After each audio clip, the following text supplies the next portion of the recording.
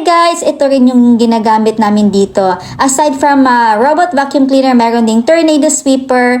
Ito 4 years na ito sa akin and it's still working. Very helpful talaga, especially sa madali ang linis, lalo na maraming buhok na nahuhulog dito sa floor. So ito yung mostly problem talaga sa bahay. And whether it's manual or mechanical na panglinis, kailangan pa rin natin itong i-condition to achieve a good result.